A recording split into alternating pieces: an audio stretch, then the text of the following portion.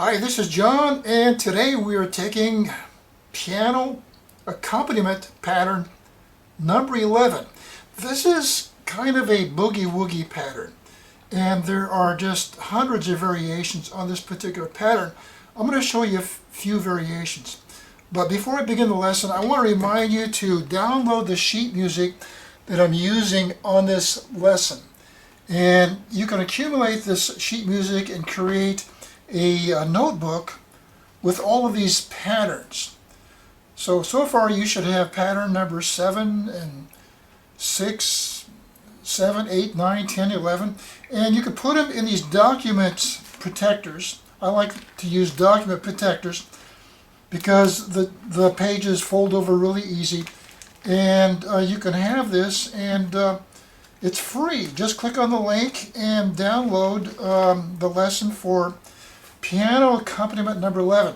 Now you will have to go back to my other videos to get the sheet music for piano accompaniments numbers 10, 9, 8, 7, 6, 5, and 4, and so forth. Anyhow, let's begin this one. And we're doing something different in this lesson. Now remember, these lessons are progressive. They become a little bit more difficult as time goes by. Now, in previous lessons, we were using simple triads, chords that use just 3 keys. Now, this time we're going to use more sophisticated chords, and we're going to be using a C6 chord like this, and we'll be using a D7 chord like this, and we'll be using an F7th with an added 9th chord like this. So these sound more jazzy.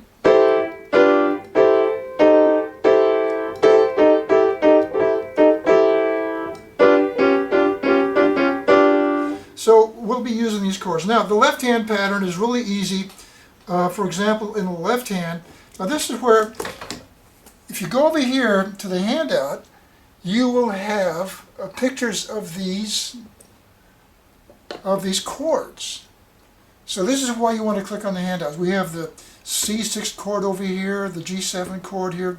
These are right hand chords for the right hand. And then an F7 with an added 9th chord over here. So you want to get this. Now, let's talk about the patterns we're using. So over here next to the chord, we have a C6 chord, and you can see the pattern we're using here in the left hand. And over here's the pattern we're using for the G7 chord, and the pattern over here. So let's look at these patterns. Now for the C6 chord, we have a C6 chord over here. And these boogie patterns are usually kind of deep. Now the way it's written like this. But actually, if I played in a band, I would probably be using a lower bass down here. I would take that left hand and move it an octave lower.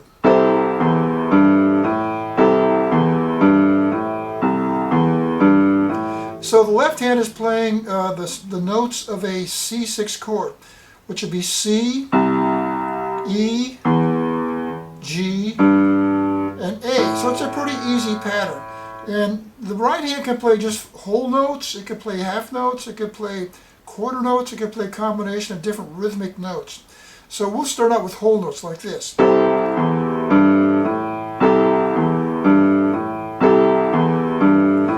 we'll go to G7 chord, it's like this. Thumb is on D, index is on F, middle finger is on G, and pinky is on B.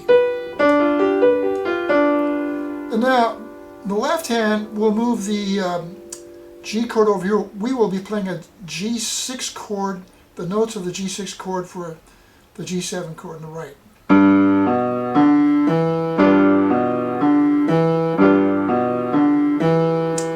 And now when we go to the F7th with an added 9th chord, it's like the C6. That's the C6. Just move your thumb over to the E flat. And that gives you that C7th with an added 9th. And the same thing, your left hand will be playing a F6 chord notes.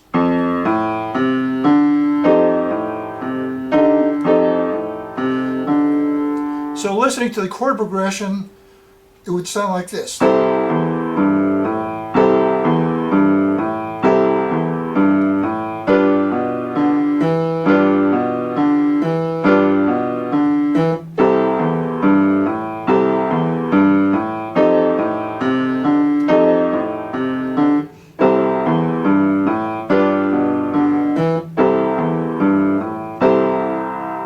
Now this right hand is just playing whole notes, which makes it pretty easy to sing. Now, but you could play half notes in the right hand like this. 1, 2, 3, 4. 1, 2, 3, 4. 1, 2. And you can make the rhythm even more interesting by playing, the right hand would play a dotted half note followed by a quarter. So it'd be 1, 2, 3, 4. 1, 2, 3, 4. 2, 3, 4. 1, 2, 3, 4. 1, 2, 3, 4. 1, 2, 3, 4. 1, 2, 3, 4. 1, 2, 3, 4. 3, 4. Sound like this.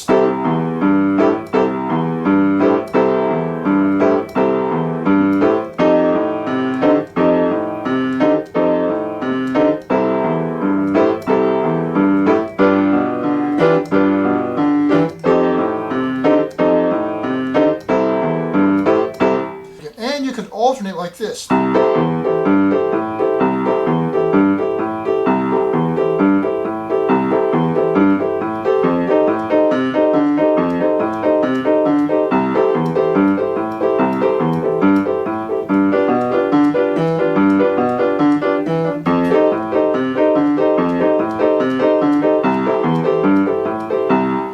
So it's all kinds of patterns you can use that are kind of similar. Now, probably the easiest one, instead of playing the C6 chord notes in the left hand, you can just play the notes of the triad. That works too.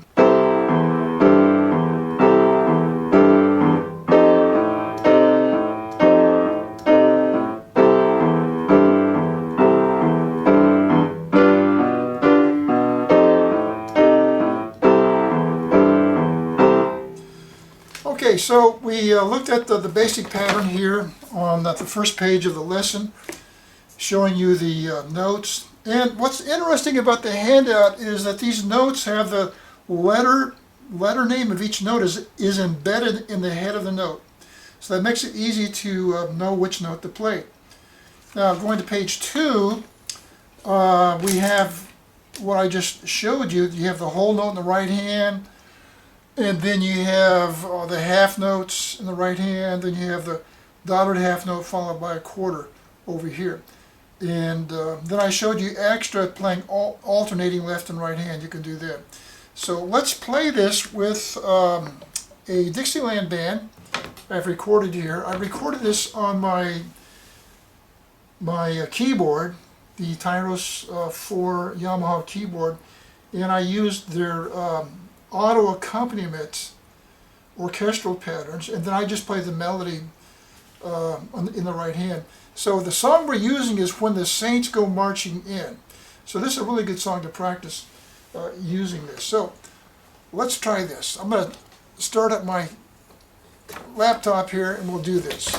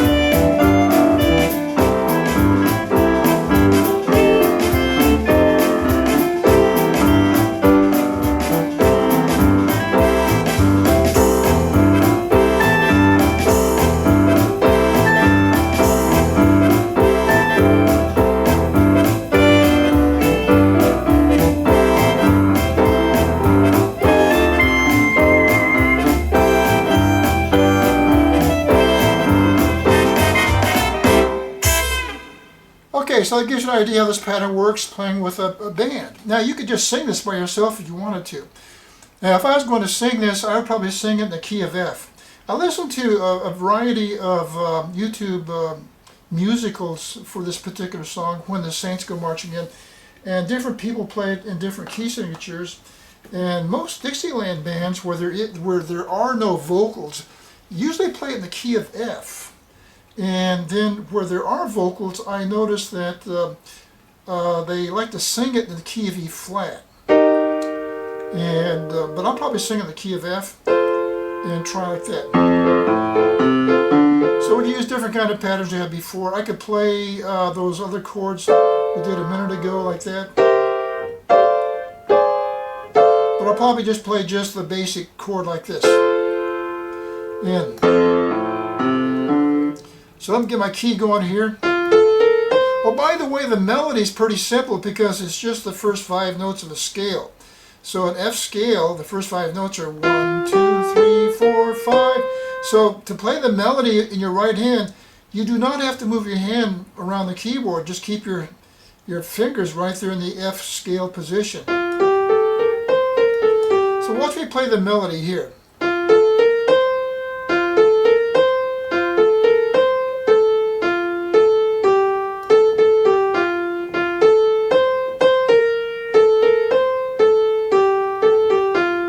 Easy to play in any key, you should be able to do that.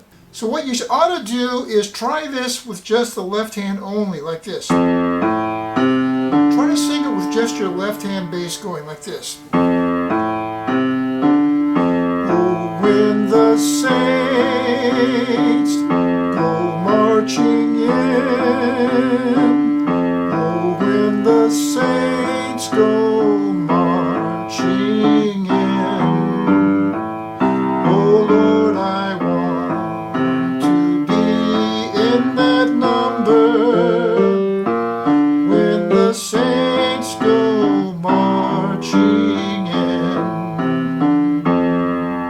So try singing with just the left hand bass, and then you could add the chord to it. Oh, when the saints go marching in, oh, when the saints go marching in, oh Lord, I want to be in that number when the saints go marching in. So I like to sing in the key of F. That fits my vocal range better than the key of C. Now, everything is written in the key of C, but you should be able to play it in the key of F. It's not that hard. You got F chord, F, B flat, F, and C. Just your basic cadence. Now, on the next page of your lesson, I actually have the music notation of what this looks like.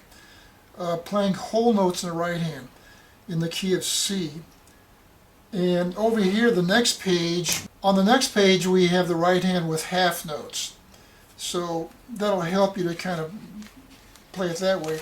And then on the last page we break the right hand into a different rhythm. We have the dotted half note followed by a quarter note.